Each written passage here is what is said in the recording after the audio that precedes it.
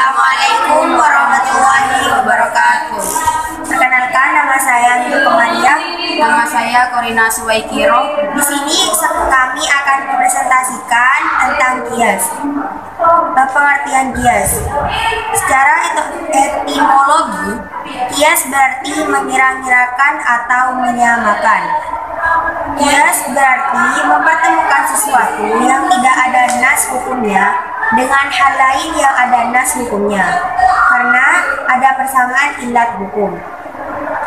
Kias merupakan salah satu metode istinbat yang dapat dipertanggungjawabkan karena ia melalui penalaran yang disandarkan kepada nas.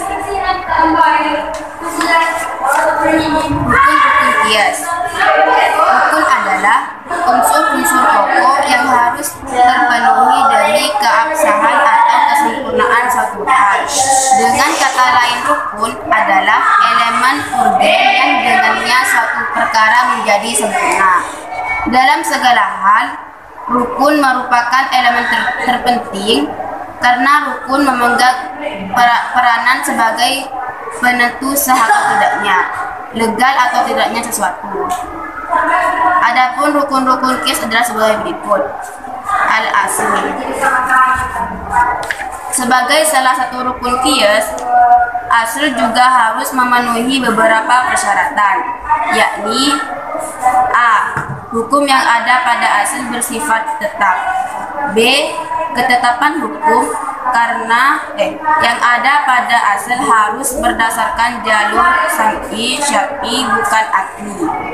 Karena apa-apa yang ditetapkan melalui jalur akli dan lughawi bukan hukum syara yang bisa dijadikan pedoman kias. Yang kedua adalah al-fard. Fard merupakan rukun kedua dari rukun-rukun kias. Fard disebut juga musyabbah atau yang diserupakan makis atau yang dikiaskan. Sebagaimana asal, fard juga memiliki beberapa syarat yang harus dipenuhi, yakni a. Fard belum ditegakkan hukumnya berdasarkan nas atau ijma, sebab kias tidak berlaku bagi pada hukum yang sudah jelas nasnya. Karena prinsip kias ialah mempertemukan hukum baru yang belum ada nasnya pada hukum yang sudah ada nasnya. B. Hukum syarat tidak mendahului ketetapan hukum pada asal. Yang ketiga, hukum asal. Rukun selanjutnya adalah hukum asal. Dua kata yang digabung menjadi satu susunan idafah ini memiliki pengertian hukum syara yang ada pada asal berdasar pada legitimasi nas. Belum.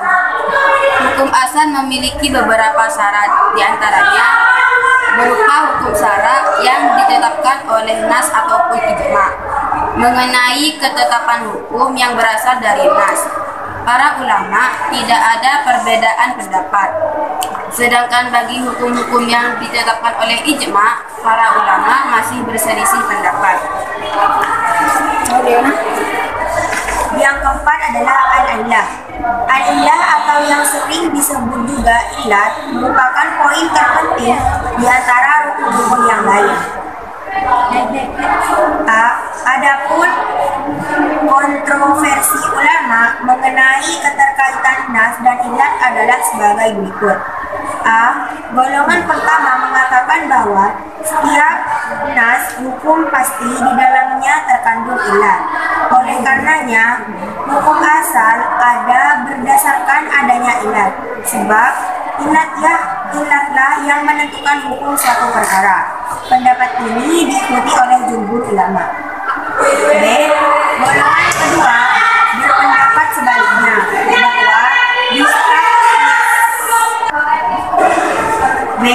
golongan kedua berpendapat sebaliknya bahwa di setiap nas hukum tidak terdapat ilat, kecuali ada dalil yang menunjukkan akan hal itu. C. Golongan ketiga menyatakan bahwa di dalam nas sama sekali tidak terdapat ilat. Pendapat ini merupakan pendapat ulama-ulama yang menolak atau tidak mengakui legalitas qiyas. Ilat juga memiliki persyaratan-persyaratan sebagai salah satu rukun qiyas. Salah satunya, ilat harus berupa sifat yang jelas dan tampak, sehingga ia menjadi sesuatu yang bisa diidentifikasi. Karena secara peran, ilat memegang peran tertentu sebagai penentu hukum. Assalamualaikum warahmatullahi wabarakatuh.